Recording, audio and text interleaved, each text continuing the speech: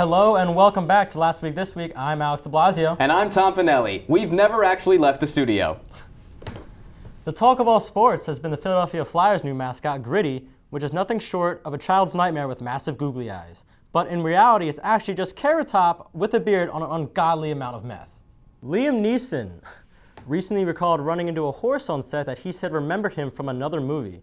Upon walking onto the set, the horse turned to his handler and said, "I know that guy from somewhere." But of course the handler didn't understand him because he's a horse.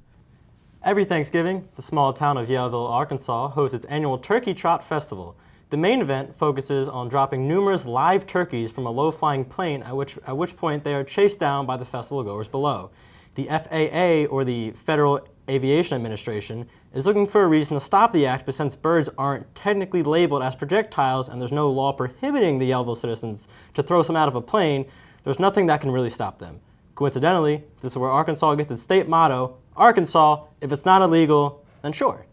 Will Smith and Martin Lawrence have released that there will indeed be a third Bad Boys movie coming in 2020 titled Bad Boys for Life, which in my mind can only make sense if there's a fourth movie in the series, Bad Boys 4, 01K. Two Nebraska residents got lucky when they were cleaning out some flooded property last weekend. Nebraska is currently going through record-setting levels of flooding in the state, but Kyle Simpson and Galen Stouffer got a break when they stumbled upon a roadside fridge filled with ice-cold beer. Fortunately for them, I can only imagine that a fridge full of beer is the best way to forget about the fact that you still live in Nebraska.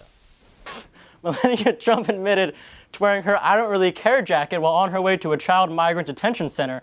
Ironically, she had the same saying in her profile before Trump ordered her in the mail. The Vatican just released their own edition of Pokemon Go called Follow JC Go, where instead of catching Pokemon, you can live every kid's dream and go out and catch your favorite saints and biblical figures. Many priests are fans of the game saying, "Oh yeah, we love it. It's an all-new way for us to keep in touch." A passenger on a Malaysian flight was arrested last week for stripping naked and masturbating mid-flight. The man was asked by the flight crew to put his clothes back on, and when he started making his way to the bathroom, he attempted to hug a stewardess, and when she understandably rejected, he became aggressive. Upon landing, the passenger was later identified as Louis C.K. A Louisiana assistant principal showed up to her school drunk on the first day of Alcohol Awareness Month. Showing up drunk for alcohol awareness. That's almost as silly as living in a country that's had over 13,000 gun-related deaths and 325 mass shootings since this past January and still not having any gun control. Amazon is in some trouble again for selling baby onesies that had slogans on them such as "Daddy's Little Slut" and "I Just Look Illegal." They obviously have been taken off of online shelves for promoting pedophilia, and the only place you can currently get them is at the Leaving Neverland gift shop.